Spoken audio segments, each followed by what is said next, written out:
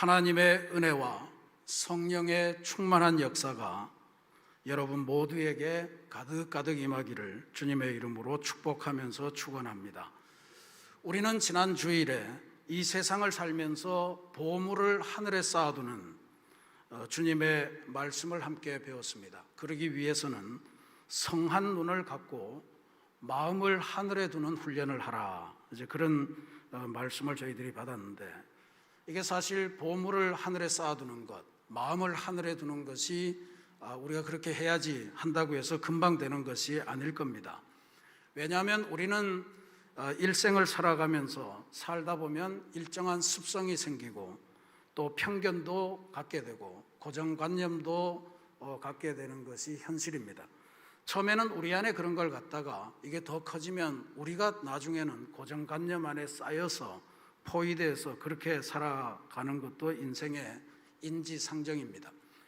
요즘 우리 이 새벽 기도회가 사도행전을 묵상하고 있는데, 지난 주간에 사도행전 9장에서 사울이 회심해서 바울이 되는 장면을 함께 보았습니다. 거기에 보면 사울이 회심하는 아주 결정적인 순간에 누가는 사울의 눈에서 비늘 같은 것이 떨어져 나갔다, 이런 기록을 하고 있습니다.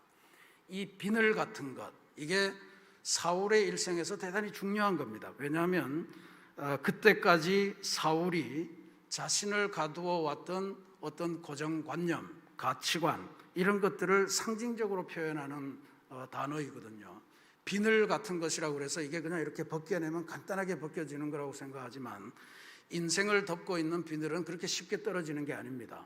아주 강고하게 들러붙어 있어서 일평생 동안 노력하고 아니면 우리 힘으로는 안 되고 외부의 특별한 능력을 받아야만 벗어질 수 있는 그런 비늘입니다. 누구나 살면서 자기의 눈에 이런 비늘 하나 정도는 다 갖고 있을 거라고 믿습니다.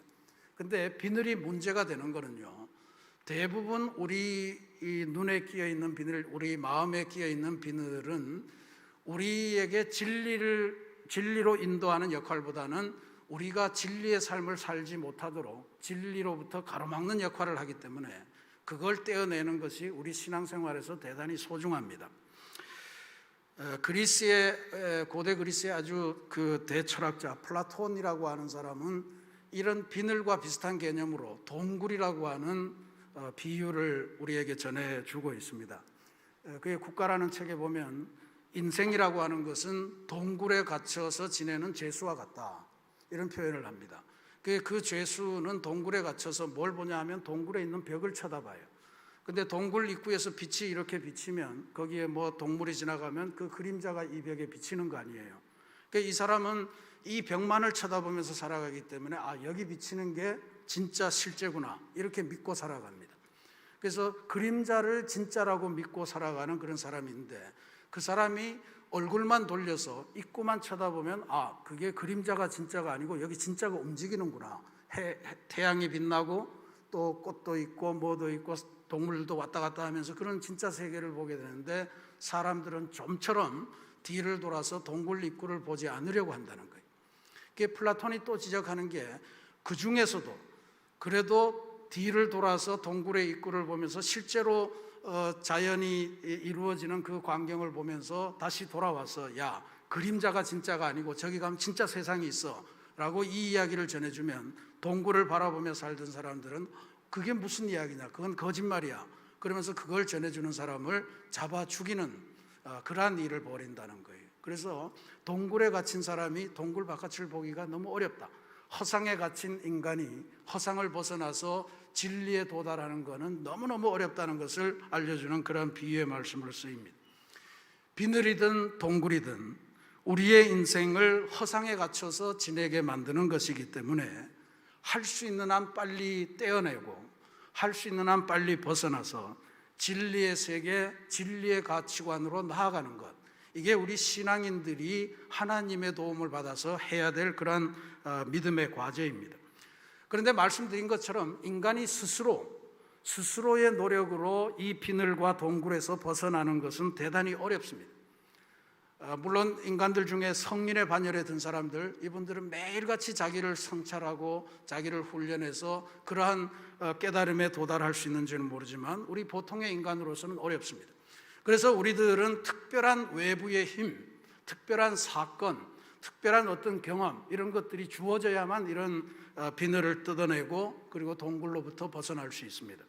사울 같은 경우에도 그가 다메섹으로 가는 중에 성령의 강력한 역사로 빛으로 오신 예수님을 만나는, 그래서 눈이 먼 이런 체험들을 강하게 한 다음에야 비로소 내가 지금까지 잘못 살았구나, 내가 지금까지 핍박했던 사람들이 그게 사실은 진리였구나 하는 것을 깨치게 되었단 말이죠. 그래서 외부의 강력한 도움이나 충격, 이런 것들이 필요합니다. 또 우리가 인생을 살아가다 보면 갑자기 나는 건강한 줄 알았는데 어느 날 갑자기 나도 감당할 수 없을 질병이 나에게 있었다. 또 그래서 그게 굉장히 큰 거고 고치기가 어렵다. 이런 충격적인 일을 당하게 되면 그때서야 비로소 지나간 인생들을 되돌아보고 내가 살았던 게 전부가 아니었구나. 내가 살았던 게 전부가 아니었구나. 이런 것을 깨닫게 됩니다. 또 이거는 개인적인 차원만이 아니고 집단적인 차원에서도 우리가 21세기 들어오던 그 벽두에 9.11 테러라고 하는 어마어마한 사건을 겪었잖아요. 그렇게 보면서 인간의 문명이라고 하는 것이 이렇게 인간을 사악하게 만들 수도 있는 거구나 하는 것을 느끼며 온 세계 사람들이 문명에 대해서 새로운 각성을 했던 기억도 가지고 있습니다. 지금 우리가 당하고 있는 코로나19라고 하는 것도 우리 아주 짧은 시간 내에 우리 전 세계 사람들의 의식, 문화, 가치관, 생활 패턴, 이런 것들을 확 바꾸고 있는 중이에요. 따지고 보면 눈에도 보이지 않는 작은 바이러스 하나로 온 세계 사람들이 두려워 떨고 함께 악수도 못하고 끼안지도 못하고 아무것도 못하고 있는, 이런 심지어 예배도 드리지 못하고 있는 이런 현상을 보면서 우리 인생의 무한한 연약함, 이런 것들을 우리는 다시금 느끼고 있는 중입니다.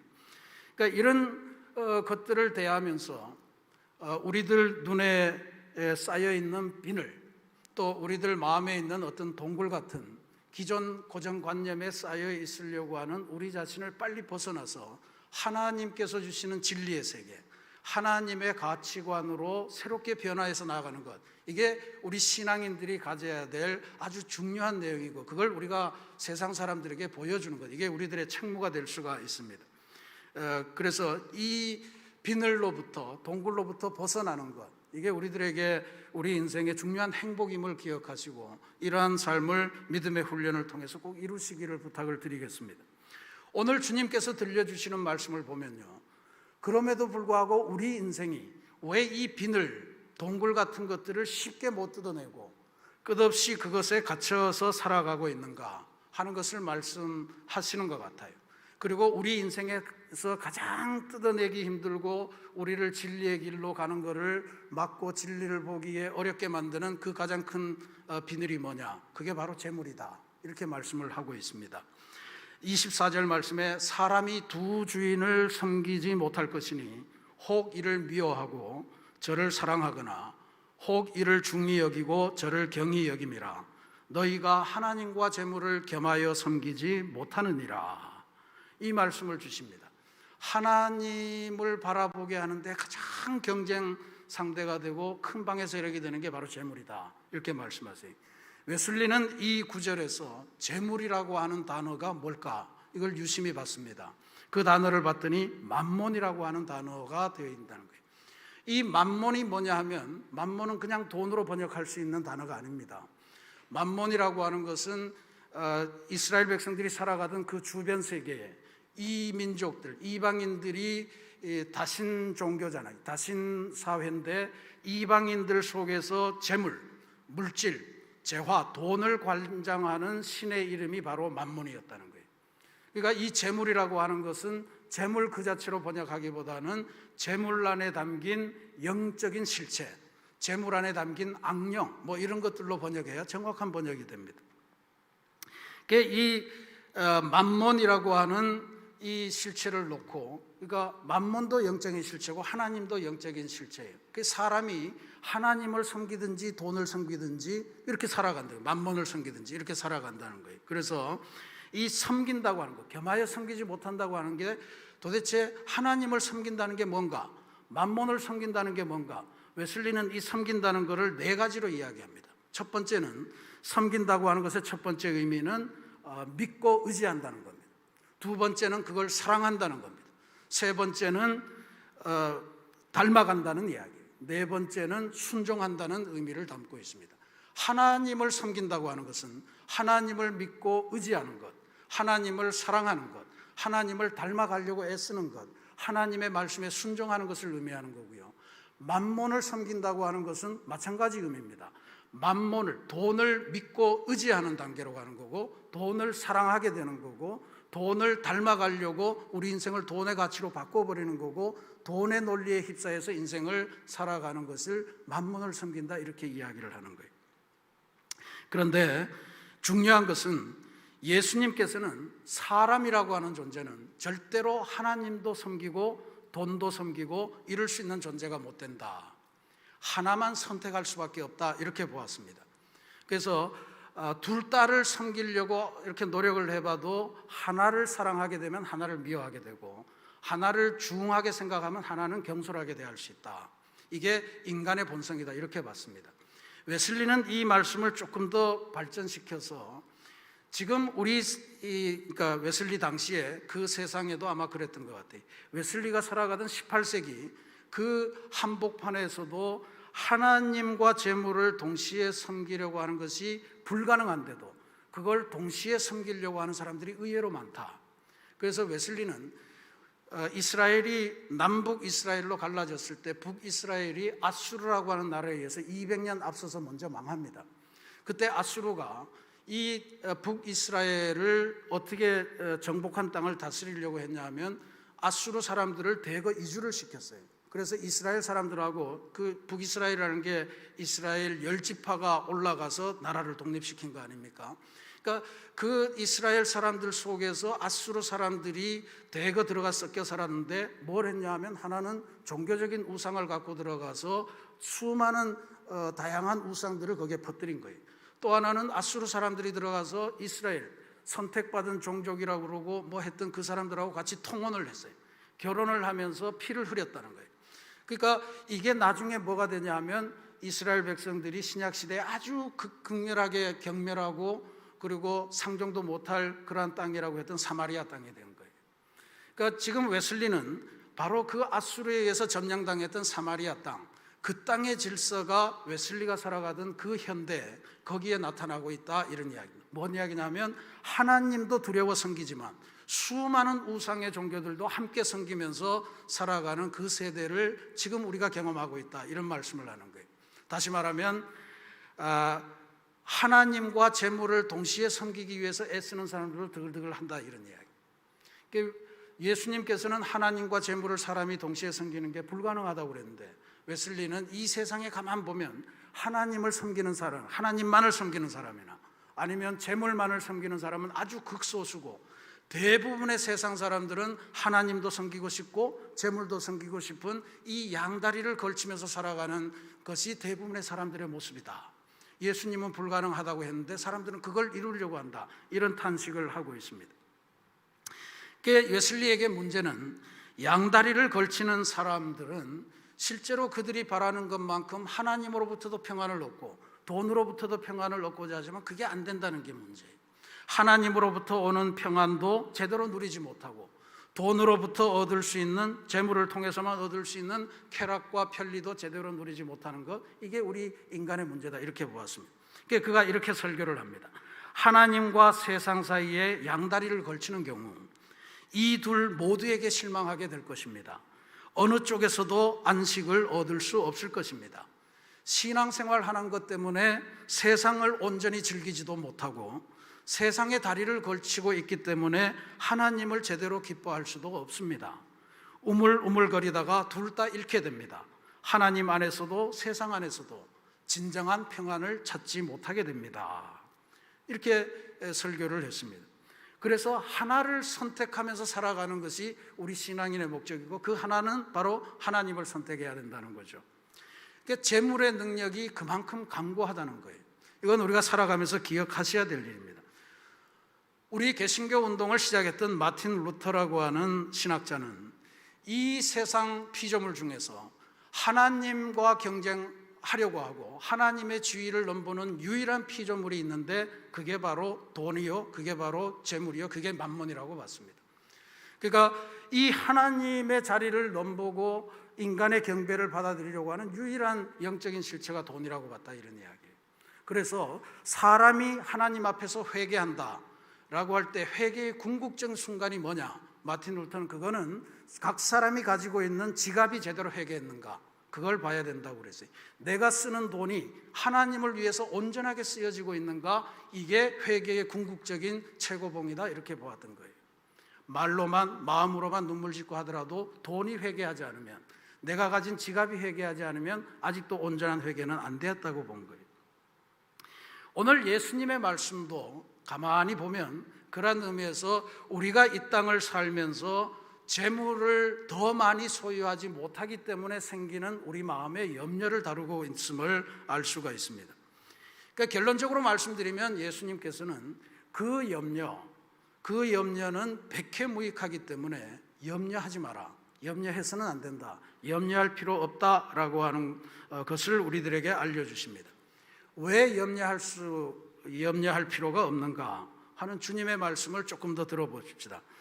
첫 번째로 천지의 창조주 되신 하나님께서 우리를 친히 돌보아 주시기 때문에 우리가 염려할 것은 없다는 말씀을 주님께서 주십니다.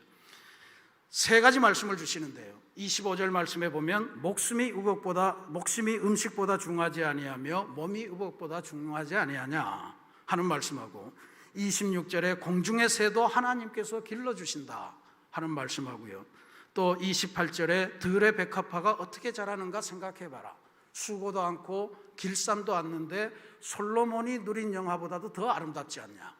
이 말씀에서 공중에 나는 하찮은 새 한 마리, 들에 피어난 백합화 한 송이, 오늘 피었다가 내일 아궁이에 들어갈 그 들풀조차도 하나님이 아끼시고 사랑하고 아름답게 만드시는데 하물며 너희일까 보냐,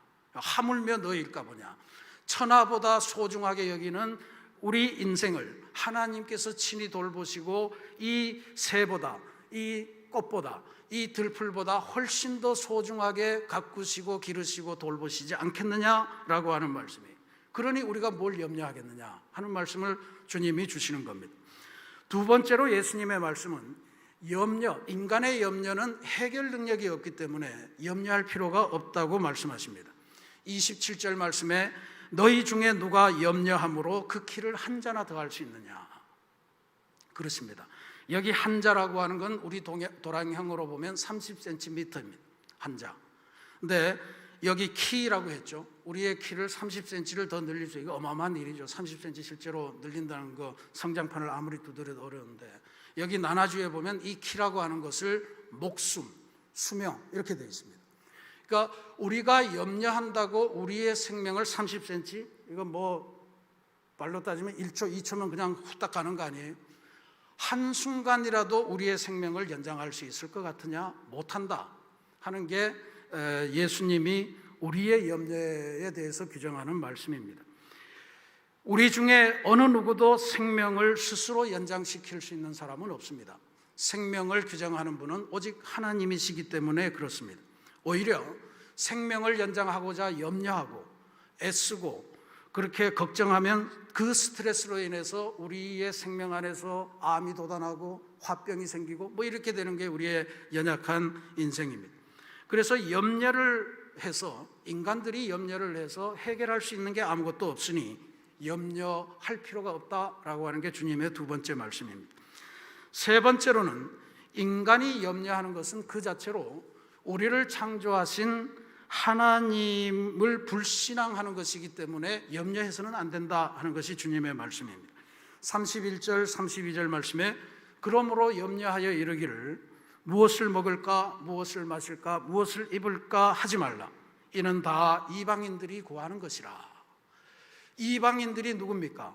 하나님이 없다 하고 하나님을 모른다 하고 하나님의 능력을 보고서도 우연의 일치다 말하고 이런 것들이 다 이방인들입니다. 하나님이 살아계신 것을 알지 못하는 사람, 인정하지 않는 사람들이 이방인들이에요. 근데 주님께서는 염려라고 하는 것은 이런 사람들이 하는 거다, 이런 이야기죠. 하나님을 알고 있는 사람, 하나님이 살아계심을 믿는 사람, 하나님의 이름을 들은 사람은 그런 염려를 하는 것이 아니라는 이야기. 웨슬리는 하나님은 모든 인생의 필요를 공급하시는 분이신데 그 모든 것의 공급자 되시는 하나님을 믿는다고 하면서 마음속에 염려를 갖는 것은 하나님을 모독하는 것이라, 하나님의 능력을 불신하는 것이고 하나님의 능력을 소홀히 여기는 것이다, 이렇게 규정한 바가 있습니다. 그러니 우리가 하나님을 믿는다고 고백한다면 절대로 염려해서는 안 된다는 것, 그것이 주님의 또 다른 명령입니다. 결정적으로 예수님께서는 염려하지 말아야 될 이유로 염려는 하나님이 우리를 위해서 하는 것이지 우리의 영역이 아니다, 우리 삶의 내용이 아니다, 그렇기 때문에 염려할 필요가 없다고 말씀하십니다. 이건 참으로 큰 위로가 되는 말씀입니다. 34절 말씀에 예수님의 이 말씀이 그래서 나왔습니다. 그러므로 내일 일을 위하여 염려하지 말라. 내일 일은 내일이 염려할 것이요 한날의 괴로움은 그날의 족하니라. 중요한 말씀입니다. 중요한 말씀인데 이 말씀은 그동안에 잘못 번역되어 있었기 때문에 이 성경에서 새롭게 번역을 했습니다.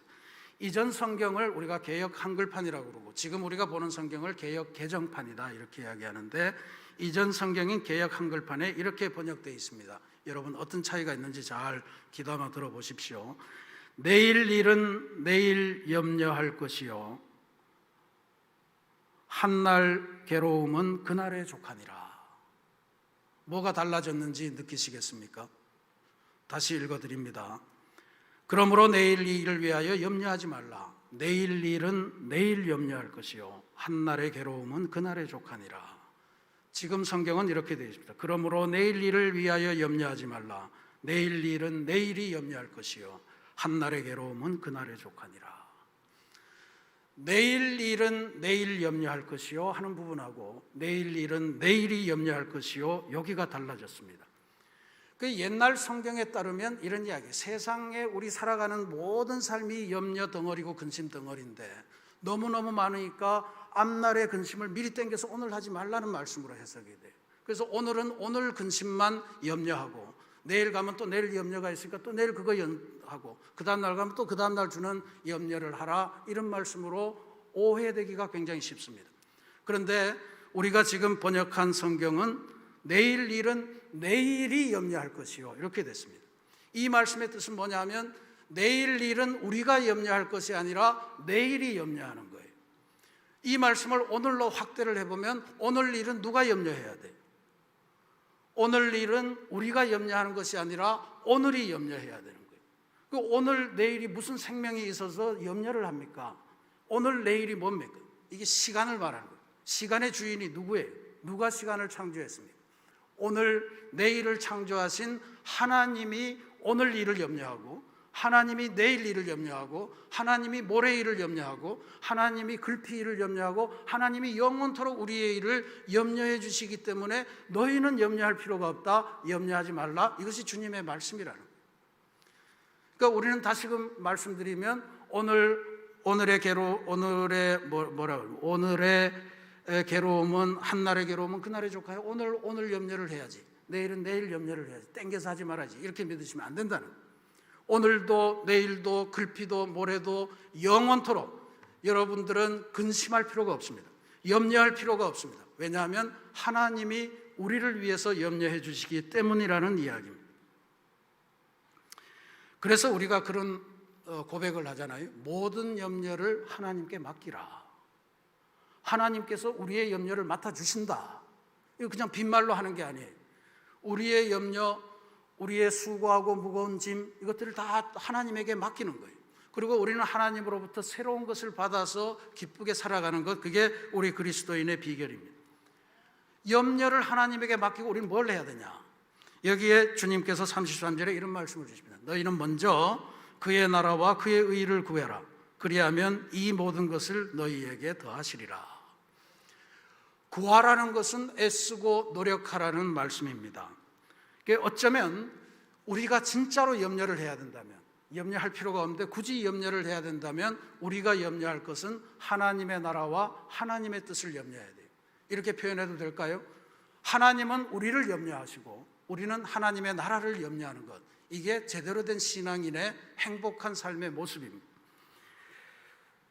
그러면 또 다른 질문이 나올 수밖에 없습니다. 그러면 우리는 지금 살아가는 일이 전부 다 자녀 걱정, 내 사업 걱정, 건강 걱정, 앞날에 대한 걱정, 뭐 이런 게 천진데, 그럼 우리 기도할 때 이런 건 다 빼버리고 맨날 하나님의 나라, 하나님의 뜻 이것만 구해야 되나요?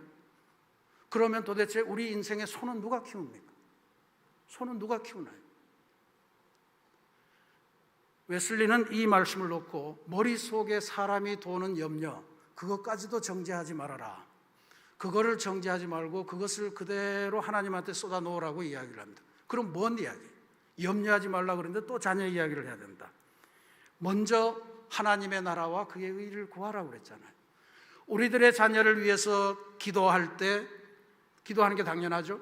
우리의 자녀를 위해서 기도할 때 우리의 자녀를 위해서 인간적으로 염려하지 말라는 거예요. 얘가 앞으로 어떻게 될 건지 그런 걸 염려하지 말고, 우리 자녀를 통해서 하나님이 어떤 일을 이루실지, 하나님의 나라가 이 아이를 통해서 어떻게 부흥될지, 하나님의 뜻을 어떻게 나타낼지, 그러한 것을 위해서 기도하라는 이야기.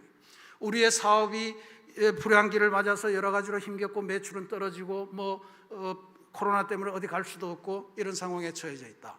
그럴 때 인간적으로 염려하지 말라는 이야기입니다. 이 기업을 통해서 하나님이 세우신 기업이면 이 기업을 통해서 하나님은 어떤 일을 이루실까? 하나님, 하나님의 뜻을 내 기업을 통해서 이루어 주십시오. 이걸 먼저 기도하라는 이야기겠죠.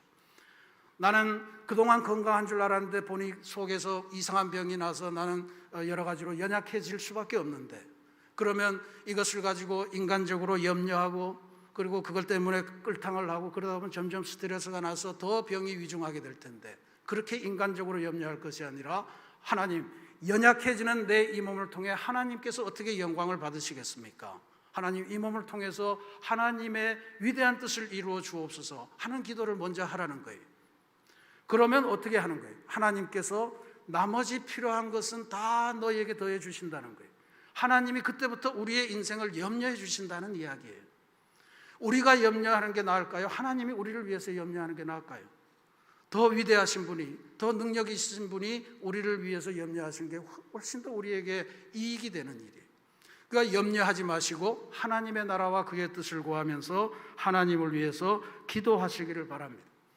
이렇게 우리의 자녀들을 통해서 또 우리의 사업을 위해서, 우리의 건강을 위해서 하나님의 나라와 그의 일을 먼저 구하면 하나님께서는 필요한 길은 시온의 대로처럼 열어주실 것이고, 막혀있는 것은 하나님께서 다 허물어 주실 것이고, 상처난 것은 다 싸매 주실 것이고, 그리고 낮게 어딘가에 숨어있는 것은 하나님께서 친히 올려주시는 위대한 기적 같은 일을 우리들의 삶의 현장에서 날마다 체험하게 될 줄로 믿습니다. 그러니 우리들의 자녀들, 우리들의 인생, 우리들의 사업을 위해서 기도할 때 하나님의 나라와 그의 일을 먼저 구하는 것, 이것을 여러분들이 삶에서 직접 체득하시고 그것을 통해서 주시는 하나님의 은혜를 받으시기를 바랍니다. 왜냐하면 우리는 하나님에게 존귀한 존재예요. 하나님이 버리실 리가 없는 그런 존재이기 때문에 그렇습니다. 사랑하는 우리 새신교회 성도 여러분, 염려라고 하는 말의 뜻은 마음이 나뉘다라고 하는 뜻입니다. 신앙적으로 표현하면 하나님 앞에 섰는데 마음이 갈라지는 거예요. 하나님 앞에 섰는데 돈 걱정이 되는 거예요.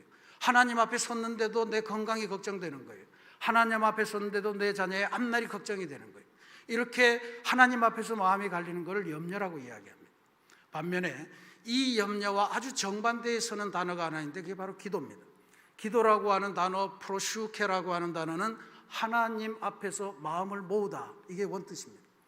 갈라져 있는 마음, 그동안의 염려로 산란해 있던 그 마음이 하나님 앞에 서니 하나로 다 모아지는 거예요.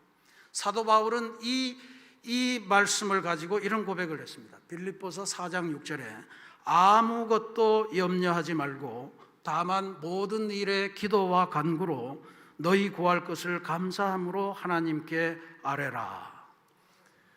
하나님께 마음을 모으고, 지난주일의 말씀대로 우리들의 눈을 성하게, 싱글 아이라고 그랬잖아요. 하나님에게만 우리의 눈을 초점하고 우리의 마음을 하늘에 두면 하나님께서 모든 것을 이루어 주시고 채워주시고 열어주시는 경험을 기억하게 될 줄로 믿습니다. 1세기에 초대교회가 처음 설립되고 나서 초대교회와 관련해서 기록된 많은 문서들을 학자들이 보았습니다. 성경은 아니지만 성경 바깥에 수많은 문서들이 있었는데 거기 놀라운 게 하나 있었다고 그래요. 예수님을 사랑했고 예수님을 믿었고 하나님의 복음을 전하던 수많은 사람들에게서 공통적으로 나타나는 표현 하나가 있었다고 그래요. 별명입니다. 그게 바로 티테디오스라고 하는 명칭입니다. 티테디오스, 하나님으로 인해서 염려를 붙들어 맨 사람들, 뭐 이런 뜻으로 해석되는데 결코 염려하지 않는 사람이다 하는 뜻입니다.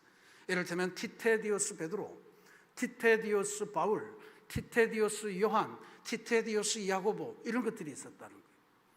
초대교회 이 성도들은 예수님을 알고 예수님을 믿고 부활하신 주님을 만나고 나서 맨 처음 했던 게 세상 살아가면서 내 삶에 갖는 염려로부터 내가 해방되고 내 삶의 근심으로부터 내가 해방되어서 주님의 나라와 주님의 의를 구하면 주님이 내 삶을 염려해 주시는 그 경지를 깨달았던 거예요. 그래서 나는 결코 염려하지 않는 사람, 나는 예수 믿고 염려하지 않는 사람이 되었습니다. 티테디오스 누구누구로 자기를 표현했다고 하는 것입니다. 우리 모두가 한 번밖에 없는 나그네 인생을 살아가고 있는 중입니다. 여러분, 이 한평생 어떻게 살아가시겠습니까? 하나님과 물질 생활, 하나님과 우리들의 현실 생활 속에서 어지럽게 갈라지는 그 마음으로 염려하면서 시간을 보내면서 그렇게 살아가시겠습니까?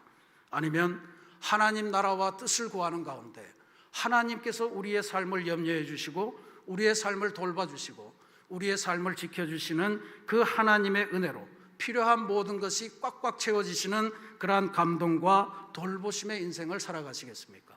답은 뻔하지 않습니까? 티테디오스 하는 그러한 성도들이 되시기를 부탁드립니다. 저는 우리 새신교회 모든 장로님들이 티테디오스 장로님으로 변화되는 역사를 누리시기를 기도하겠습니다. 우리 새신교회 모든 권사님들 티테디오스 권사님 되시기를 바랍니다. 새신교회 모든 집사님들 티테디오스 집사님들 되시기를 바랍니다. 아직 직분을 갖지 않으신 분들 티테디오스 성도님들이 되시고 우리들의 사랑하는 어린이 청소년 전부 다가 티테디오스한 위대한 성도들이 되어서 이 세상 살면서 염려하는 대신에 하나님께 기도하고 하나님께서 우리들을 염려해 주시니 우리는 부족함이 없습니다. 이렇게 기도하면서 하나님이 채워주시는 모든 것을 공급받고 이 땅에서 하늘의 풍성함을 누리는 복되고 아름다운 믿음의 주인공들이 다 되시기를 주님의 이름으로 축원합니다. 같이 기도하겠습니다.